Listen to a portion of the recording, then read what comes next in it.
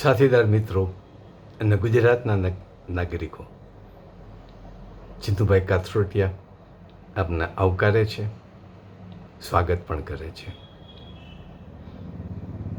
આ જનજાગૃતિના પ્રોગ્રામમાં આપ સતત સહકાર આપી રહ્યા છો એ મને ગૌરવ પણ છે.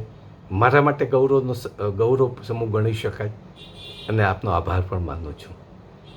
વિડીયોના આધારે જે મિત્રો મને ઓળખતા નથી, જેની સાથે કોઈ સંબંધ નથી, એવા મિત્રો મને પ્રોત્સાહિત કરવા માટે થઈને એ ટેલિફોન પણ, મોબાઈલ ઉપર વાત પણ કરે છે, મારા વિડીયોને સ્વીકારે છે અને આપણા સંગઠન સાથે જોડાવા માટે પોતે સંમતિ પણ આપે છે. એ બદલ આપ સૌનો આભાર માનું છું. અને સંગઠનની શરૂઆત, જેના સભ્ય નોંધણીની વાત કરીએ છીએ, એવી શરૂઆત હજી થોડા સમય પછી કરીશું. ત્યાર પહેલાં સભ્ય નોંધણીને બદલે સંગઠનની કામગીરીને, લોકો સુધી આ સંદેશો ફેલાવવાની પદ્ધતિને એક વધુ મહત્ત્વ આપ્યું છે. અને જેટલો સંદેશો લોકો વચ્ચે જશે એટલું સંગઠન મજબૂત બનશે. મિત્રો જે સ્વીકારે છે એ તો સંગઠનમાં આગળ આવવાના જ છે, પણ ત્યાર પહેલાં ઘણા બધા ગુજરાતના લોકો જોડાય, ગુજરાતના લોકો સુધી સંદેશો પહોંચે એવી અપેક્ષા રાખી અને વિડીયો ચાલુ રાખું છું. અને સંગઠનની શરૂઆત આપણે ગ્રામીણ ક્ષેત્રથી કરવાની નક્કી કર્યું છે. કારણ કે ગામડું છે, આપણી અર્થતંત્ર છે એ કૃષિ અર્થતંત્ર છે અને દેશનો પાયો એક ગામડું છે. જ્યાં સુધી ગામડું વ્યવસ્થિત નહીં બને, પૂર્ણ સુવિધાવાળું નહીં બને, ગામડાના લોકો જ્યાં સુધી ગરીબીમાં હશે ત્યાં સુધી દેશનો વિકાસ થવાનો નથી. ગામડામાં જ્યાં સુધી સારું શિક્ષણ નહીં હોય ત્યાં સુધી પણ દેશનો વિકાસ થવાનો નથી. અને એક સ્પષ્ટ વાત છે, કોઈ પણ દેશના વિકાસની પારાશીશી જો માપવી હોય તો એનું એજ્યુકેશન સિસ્ટમ, શૈક્ષણિક પદ્ધતિ એનો આધાર છે. શૈક્ષણિક વિકાસથી જ દેશની વિકાસની પારાશીશી નક્કી કરી શકાય છે. તો ગામડાનો સર્વાંગી વિકાસ કેવી રીતે થઈ શકે એનાથી જ આપણે શરૂ કરીશું. પહેલા વિડીયોમાં એની વાત કરી છે. હવે પછીના વિડીયોમાં, એટલે કે આવતીકાલના વિડીયોમાં આપણે 3 વિભાગો વહેંચી નાખ્યું છે ગામડાનું. ગ્રામ્ય વ્યવસ્થા, એટલે કે પંચાયત અને પંચાયતની કામગીરી અને એક ગામડાની વ્યવસ્થા, જેને ગામડાને વ્યવસ્થિત અને સારું જીવન આપી શકે એક ગ્રામ્ય વ્યવસ્થા હોવી જોઈએ. પછી કૃષિ અર્થતંત્રને સુધારવું છે અને સાથે સાથે ગામડાને મળતી તમામ સવલતો, એનું એક ડ્રાફ્ટ તૈયાર કરેલો છે. એ ડ્રાફ્ટની આપણે એક વિગતવાર વાત કરીશું. એટલે કે એના માટે 2 આપણા સંદેશાઓ હશે. અને ગ્રામ પંચાયત એનું મહત્ત્વ શું છે એ પણ આપણે આવતીકાલના વિડીયોમાં વાત કરીશું. એટલે કે પ્રથમ દિવસે, દર 3જા દિવસે લગભગ વિડીયો મૂકું છું. પણ આજના વિડીયોમાં દેશના આર્થિક અને રાજકીય ક્ષેત્રની બાબતની ચર્ચા કરીએ છીએ. અને આપણા નેતાઓ સંસદમાં કેટલું ખોટું બોલીને લોકોને ગેરમાર્ગે દોરે છે એની આપણે ખુલ્લી એક વાત કરવી છે. અને એમાં ખાસ કરીને આપણી ત્રિપુટી પાર્લામેન્ટની, નરેન્દ્રભાઈ મોદી, અમિત શાહ અને રાજનાથસિંહ, આ 3 લોકો આપણને ગેરમાર્ગે દોરે છે. આપણે મૂર્ખ છીએ એવું સમજે છે. અને તકલીફ એ છે કે એની સામે આપણે કોઈ કાયદેસર પગલાં લઈ શકતા નથી. અને કદાચ સુપ્રીમ કોર્ટમાં જો અરજી કરીએ તો એ લોકો સત્તા ઉપરથી વયા ગયા પછી એનો કેસ ચાલે. એવી સુપ્રીમ કોર્ટની ઢીલી નીતિ એના માટે જવાબદાર છે. એટલે એક એડવોકેટ તરીકે, એક કાયદાના જાણકાર તરીકે એવું કહી શકાય કે ન્યાયિક પ્રક્રિયા એટલી બધી ઢીલી છે, કોઈને ન્યાય મળતો નથી. આ વાત હું નથી કહેતો, સુપ્રીમ કોર્ટના ચીફ જસ્ટિસે 2 કે 4 દિવસ પહેલાં વાત કરી છે કે આ દેશમાં ઝડપી ન્યાય ન મળવાને કારણે કોર્ટમાં આવેલા પીડિતાઓ અને અસૂલો જે કંઈ કોર્ટમાં આવે છે એ હવે સમાધાન વૃત્તિ ઉપર જાય છે કે સમાધાન કરી નાખો. જેને અન્યાય થયો છે સ્વીકારી લેશે. થોડું ઘણો ભલે અન્યાય થતો, પણ હવે આપણે કોર્ટના ધક્કા ખાવા નથી કે કોર્ટના વકીલો પણ લૂંટે છે અને જજ માત્ર તારીખો ને તારીખો જ આપે છે. અને જજ પાસે કોઈ એવી નીતિ નથી, વ્યવસ્થા નથી કે ઝડપી કેસોને નિકાલ કરવો. આપણા દેશની દુર્દશા છે. જેને આપણે જજને રિસ્પેક્ટ આપીએ છીએ ત્યારે જજ પણ તુમાકીભર્યું વર્તન કરે છે. એ મેં પણ અનુભવ્યું છે. અને ત્યારે એની સામે વાત કરીએ એટલે વકીલો એમ કહે છે આપણા કે જજ સામે બોલાવીને આપણો કેસ વિરોધમાં આવશે જજમેન્ટ. અરે ભાઈ, ભલે વિરોધમાં આવતું, પણ જજને એક વખત કહેવું તો જોઈએ ને. એવું કહી ચૂક્યો પણ છું.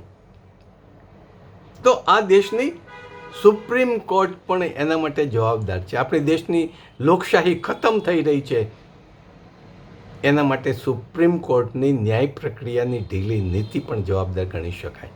કારણ કે વારંવાર બુદ્ધિજીવી લોકો સાબિત કરી આપે છે કે ઈવીએમ મશીનોની ખોટી ગણતરી છે, એમાં ગોટાળા થાય છે, છતાં સુપ્રીમ કોર્ટના જજો માનવા તૈયાર નથી. કારણ કે માત્ર ને માત્ર ચૂંટણી આયોગનું જ વાત સાંભળે છે અને સ્વીકારે છે. જો આ બધી વસ્તુ થતી હોય તો આપણે કોર્ટની જરૂર શું છે? ઇવન સુપ્રીમ કોર્ટની શું જરૂર છે? અને સુપ્રીમ કોર્ટના ખર્ચાઓ આપણે શું કામ સહન કરવા જોઈએ? કારણ કે છેવટે એના ખર્ચાઓ આપણે ટેક્સમાંથી અપાય છે. એક આપણને આશા છે કે અત્યારના ચીફ જસ્ટિસ, સુપ્રીમ કોર્ટના ચીફ જસ્ટિસ ઘણે ખરે અંશે સરકાર વિરોધી પણ વલણ વાપરીને સાચું હોય ત્યાં સરકાર વિરોધી જજમેન્ટ પણ આપે છે. પણ ત્યાં પણ એની મર્યાદા આવી જાય છે. એકલો માણસ કેટલું જજુમે ઈવીએમ મશીન બાબતમાં. અને હવે તો ચૂંટણી કમિશનર પણ કહે છે કે હવે કોઈ ઈવીએમ બાબતમાં કોઈ અરજી કરે તો એની સામે સજા થવી જોઈએ. એટલે શું સરમુખ હથિયારશાહી છે? મોદી સાહેબના પગલે પણ ચૂંટણી કમિશનર વર્તે છે. છતાં આપણા સુપ્રીમ કોર્ટના વકીલો અને એડીઆર નામની એક સંસ્થા છે, એ સુપ્રીમ કોર્ટને મચક આપતી નથી, લડત ચાલુ રાખી છે. આપણે એમને સેલ્યુટ પણ કરીએ છીએ. તો એક દેશની વહીવટી પરિસ્થિતિ ખાડે ગઈ છે, સાવ ખાડે ગઈ છે. કોઈનું કાંઈ નથી. તમારે જેટલો ભ્રષ્ટાચાર કરવો એટલો કરો, પણ એના રાજકીય નેતાઓને અને અધિકારીઓને હપ્તા આપો. અને સમગ્ર દેશમાં આ લોકોએ મંદિરોને પણ છોડ્યા નથી. કેદારનાથનું સોનું ગાયબ થઈ ગયું. રામ મંદિરમાં વિકાસને બદલે અધોગતિ થઈ, પૈસાઓ બધા ખવાઈ ગયા. અને છેવટે કાલના છાપામાં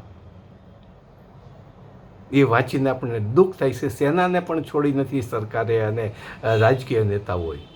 એટલે કે ઉત્તર પ્રદેશના યોગી સરકારે સેનાને પણ છોડી નથી. સેનાની જમીન છે, સેનાને સાથે સંકળાયેલી ટ્રેનિંગની જમીન છે અયોધ્યામાં.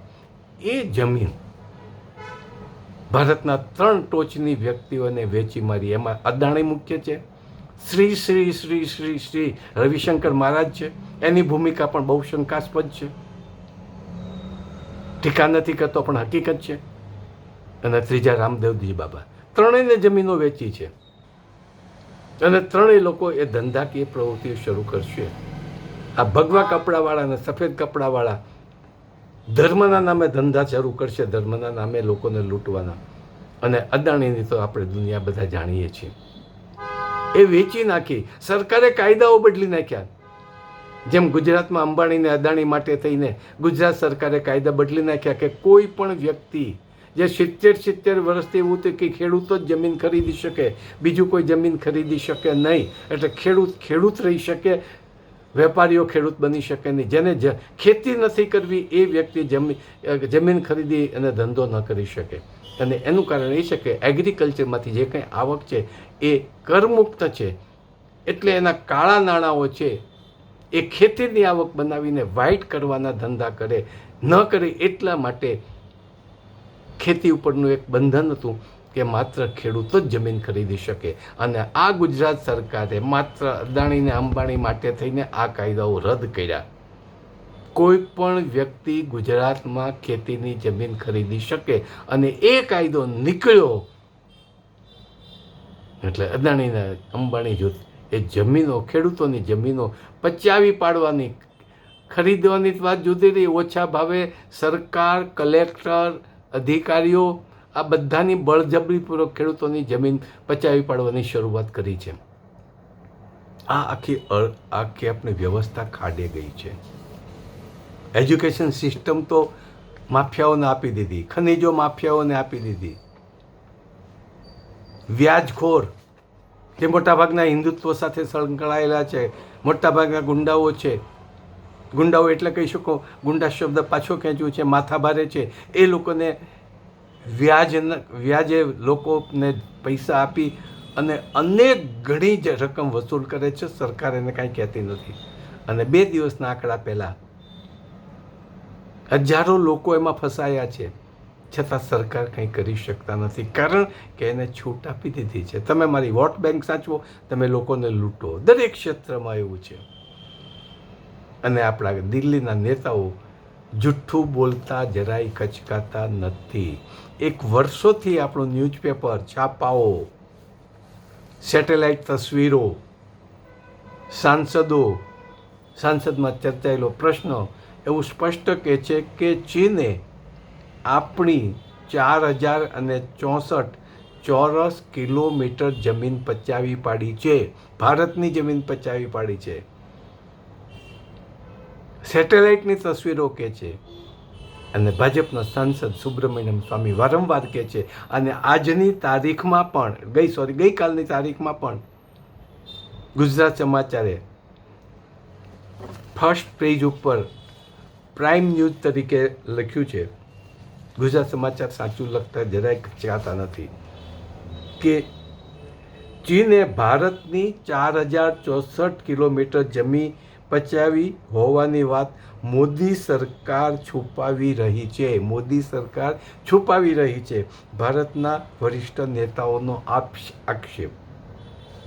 અને એ સ્વામીએ એટલું બધું લખ્યું છે કે દેશની નબળી નેતાગીરી છાપાવાળાએ લાલ અક્ષરથી લખી છે. નબળી નેતાગીરી, ચીન સામે ઘૂંટણીએ.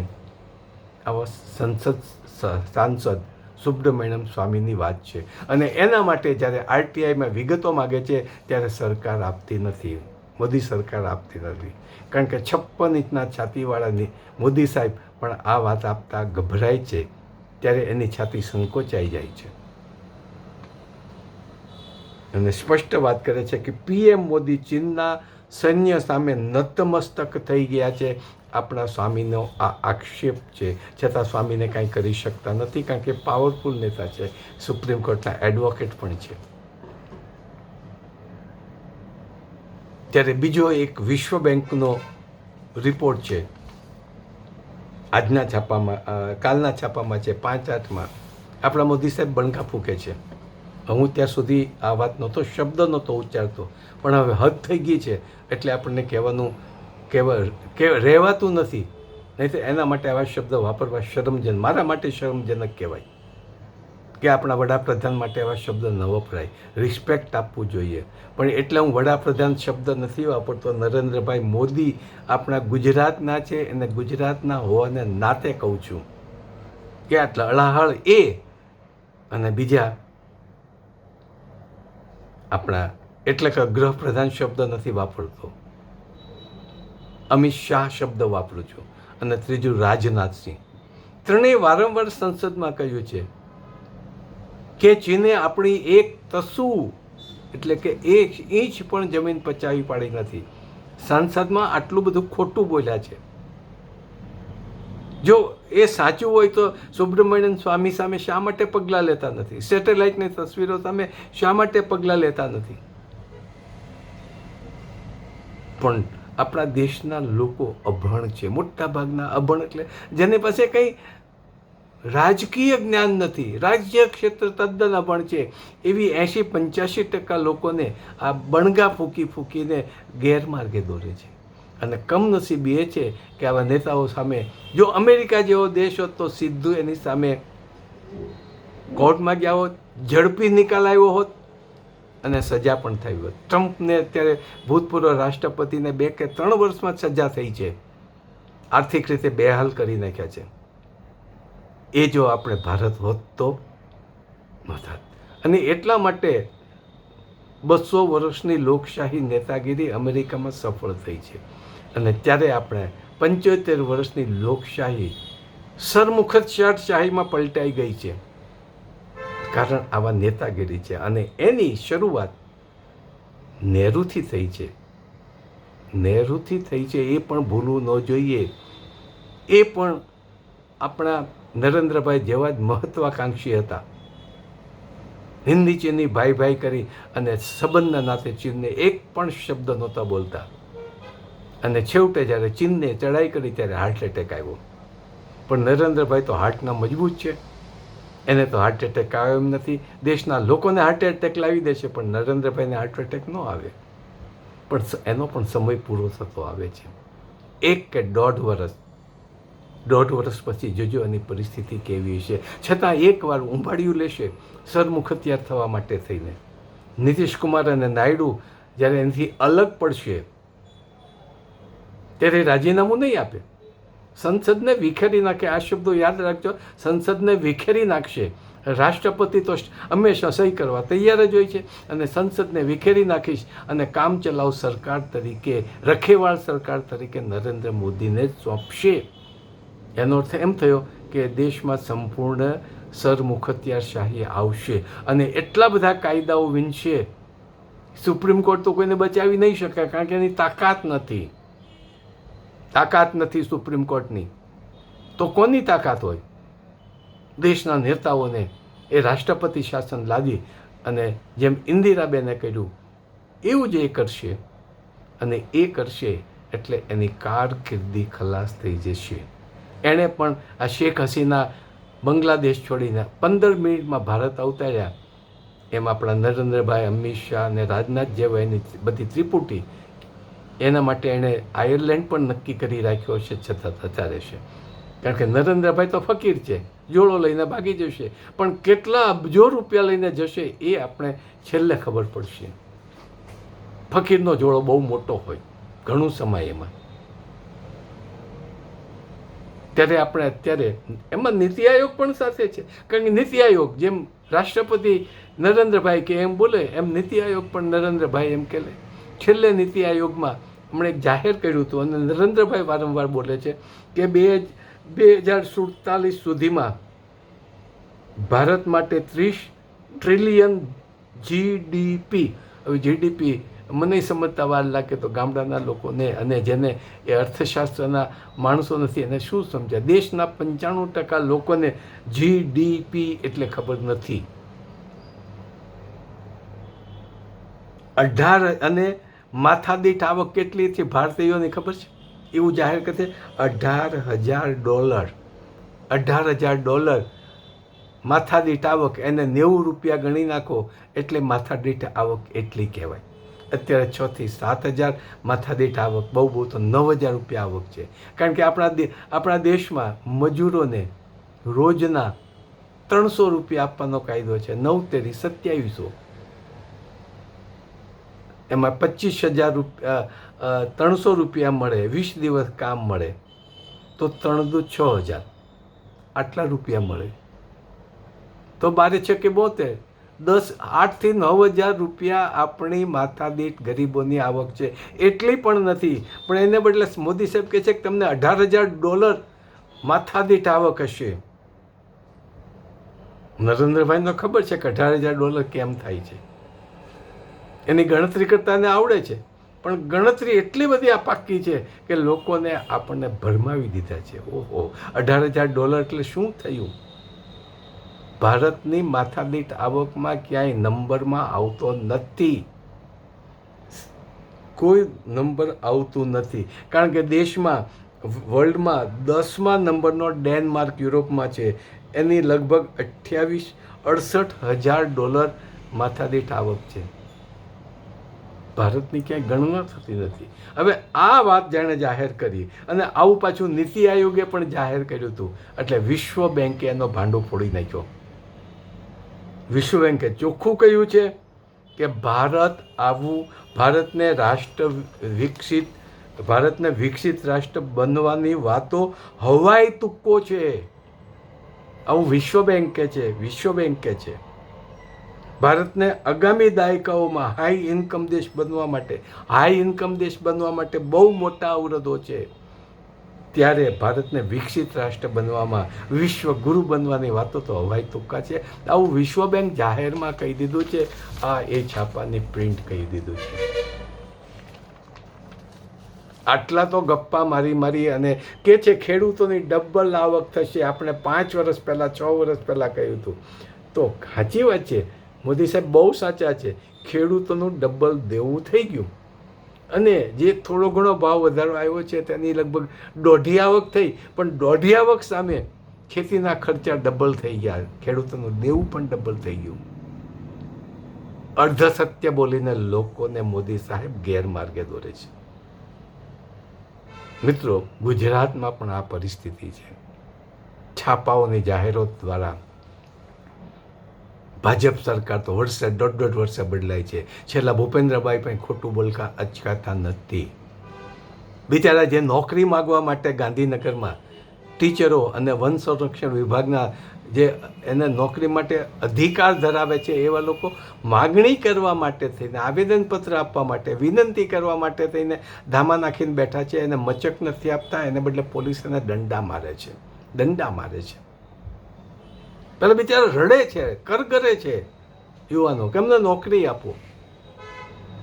અને એમાં દુઃખની વાત એ છે કે વિરોધ પક્ષના અથવા તો બીજા રાજકીય પક્ષના નેતાઓ એને સાથે ભળી જાય છે, એટલે સરકાર ભૂરાઈ બને છે કે વિરોધ પક્ષ કે એનામાં કરીએ.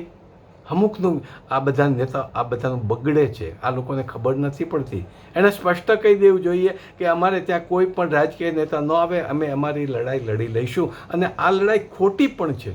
હવે સમજવું પડશે કે આંદોલન અને આવેદનપત્રથી કાંઈ બનતું નથી. આ સરકારને ઉથલાવવા માટે થઈને તમે ગામડે ગામડે ફેલાઈ જાઓ ને હકીકત ફેલાવો. જેના માટે કાલે જવાનો છું, એક વાત પણ મૂકવાનો છું. જેવી રીતે કિસાન આંદોલન 2 વર્ષ પહેલાં દિલ્હીમાં હતું. 1.5 વર્ષ સુધી સરકાર મચક નહોતી આપતી, પણ યુપીની ચૂંટણી વખતે, ધારાસભાની ચૂંટણી વખતે નરેન્દ્રભાઈને લાગ્યું કે યુપીમાં આપણે હારી જઈશું, માટે 3 કૃષિ કાયદાઓ પાછા ખેંચ્યા. આવું જો આપણા યુવાનો કરી શકે ને તો જ શક્ય બને, નહીં તો ન થઈ શક્ય બને. એના માટે એક સ્ટ્રેટેજી બનાવવી જોઈએ, એના માટે એક સબળ નેતાગીરી જોઈએ, અને એક નેતાગીરી નીચે એમણે સતત કાર્ય કરવું જોઈએ. તો 1 વર્ષમાં ભાજપના નેતાઓ ગાદી છોડીને જતા રહે કે અમારે વહીવટ નથી કરવો, અમારે ધારાસભ્ય તરીકે નથી રહેવું. અને એ જ પરિસ્થિતિ આપણે લાવી શકાય છે. નવનિર્માણ પાર્ટ 2 કરીને જેમ ચિમનભાઈની સરકાર ઉઠલાવી હતી, એક ધારાસભ્ય પાસેથી ફરજિયાત રાજીનામું માગ્યું હતું, એ જ પરિસ્થિતિ આપણે ગુજરાતમાં લાવી શકાય એવી અત્યારે પરિસ્થિતિ થઈ ગઈ છે. ઓફકોર્સ ચિમનભાઈને તો ઉથલાવવા માટે એક કારણ અગત્યનું તો કે ચિમનભાઈ ઇન્દિરાબેનનું નહોતા માનતા. ગુજરાતની રીતે પોતે રાજ ચલાવવા માગતા હતા અને સારું રાજ ચલાવતા હતા, એટલે ઇન્દિરાબેનને ખચકતું હતું. અને એટલે નરહરી અમીનને એને નેતૃત્વ સોંપીને ચિમનભાઈની સરકારને ઉથલાવવા માટે નવનિર્માણની શરૂઆત કરી હતી. હું પણ એમાં સક્રિય હતો તો મને ખ્યાલ છે. ત્યારે આ બધી જ ચાલ ઓછી સમજાતી હતી, પણ હવે આપણે નવનિર્માણ પાર્ટ 2 શરૂ કરવું છે અને ગુજરાતના હિત માટે થઈને આ સરકારને કાઢવી છે. આ યુવાનોને આ જ વસ્તુ સમજાવવાની જરૂર છે, ખેડૂતોને આ જ વસ્તુ સમજાવવી છે. આંદોલન બંધ કરો, એક થાવ, ઠંડી તાકાત પહેલાં ભેગી કરો, સંગઠન કરો. 1 વર્ષમાં સરકાર બધા જ ધારાસભ્યો રાજીનામું આપીને જતા રહેશે. પક્ષ પલટાઓને નાબૂદ થઈ જશે આપોઆપ. નવી નેતાગીરી ઊભી થશે અને નવા યુવાનોની રચાયેલી સરકાર હશે તો જ ગુજરાત આગળ આવશે. એ સરકારમાં અર્થશાસ્ત્રીઓ હશે, વહીવટી લોકો હશે, સારા ખેડૂતો પણ હશે અને મજૂરોનું પણ પ્રતિનિધિત્વ હશે. એવું બહુમુખી બધાના નેતૃત્વવાળી સરકાર થશે તો જ ગુજરાતનો વિકાસ થાય. એજ્યુકેશનલિસ્ટો પહેલાં હોવા જોઈએ. આપણે વહીવટીતંત્રને પણ બદલવું છે, કોર્ટને પણ બદલવી છે. અને કેન્દ્ર સરકાર જો આપણને આડી આવે તો કેન્દ્ર સરકારને પણ સાંભળવી નથી અને એને પણ મનાઈ ફરમાવીશું કે અમારામાં કોઈ પણ પ્રકારની દખલગીરી કરવાનું બંધ કરો. મમતાબેન સામે આજે નરેન્દ્ર મોદી ઢીલા થઈને બેસી ગયા છે, કારણ કે મમતાબેન મક્કમ છે. એ જ રીતે આપણે ગુજરાતમાં એની કરતાં વધુ અસરકારક સરકાર સ્થાપી શકાય, એકઠા થવું પડશે. તો આ આપણી પરિસ્થિતિની વાત કરી છે અને અપીલ કરું છું અને એના માટે રાજકીય પક્ષની સ્થાપના પણ કરી છે, જેનું નામ છે ગુજરાત કિસાન મજદૂર લોકશાસન. લોકશાસન એટલે બુદ્ધિજીવી લોકો અને લોકોનું શાસન, સરમુખત્યારશાહી શાસન નહીં. સ્થાપના કરી છે અને આ વિડીયો પછીથી ઘણા મિત્રો સંગઠનમાં જોડાવા માટે સામેથી તૈયારી પણ બતાવે છે અને જે તૈયારી બતાવે છે એ સાચા દિલથી બતાવે છે. અને ટૂંક સમયમાં એ મિત્રોની જવાબદારી પણ સોંપવાની છે, કારણ કે અમદાવાદની એક ઓફિસ 15-20 દિવસમાં તૈયાર થઈ જશે. ઓફકોર્સ ફંડના પ્રશ્નો તો છે જ, કારણ કે મારા પેન્શનમાંથી ઓફિસ ચલાવી ન શકું. અત્યાર સુધી મારા જ પેન્શનની આવકમાંથી પાર્ટીની સ્થાપના કરી છે, બધા જ ખર્ચાઓ ભોગવ્યા છે. 6 થી 7 વર્ષ મારી ગાડી લઈને સતત ફર્યો છું, કોઈ પાસેથી પૈસો પણ નથી લીધો. પણ જ્યારે પક્ષની ઓફિસ ચલાવવી છે ત્યારે લોકોનો સહકાર જોશે. ત્યારે લોકોને માત્ર એટલું જ કહેવું છે કે માત્ર બેંક એકાઉન્ટ પણ છે, બેંક એકાઉન્ટ પણ પાર્ટીનું છે, એમાં 500 રૂપિયા જમા કરાવો, વધુ નથી જોતા. એ 500 રૂપિયાથી આપણી ઓફિસ ચાલશે. કોઈ ઉદ્યોગપતિનો પૈસો જોતો નથી. પછી જેની સદ્ધરતા છે એવો આસામી 500 ને બદલે 1000-2000 આપશે તો આપણે એ ઈચ્છાની વાત છે, પણ એક મિનિમમ 500 રૂપિયા આપો, વર્ષના એકવાર 500 રૂપિયા આપો. ગુજરાતમાં લોકશાસન સ્થાપીશું. આપણી સરકાર વિધિન 2 યર્સ ભાજપને આપણે પૂર્ણ ટર્મ થવા દેવી નથી. 2 વર્ષમાં નવી ચૂંટણીને એ વખતે ચૂંટણી કમિશનરને પણ કહીશું કે EVMથી જો તમારે ચૂંટણી કરવી છે તમે સ્વીકારવા, ગુજરાત સ્વીકારવા તૈયાર નથી. આપણે આપણી રીતે શાસનમાં ફેરબદલી કરીશું. એ આપણી મક્કમતા પણ છે, પણ તમારો સાથ જોશે અને એ પણ બંધારણીય રીતે. આભાર. જય હિન્દ, જય ગુજરાત, સ્વાવલંબી ગુજરાત.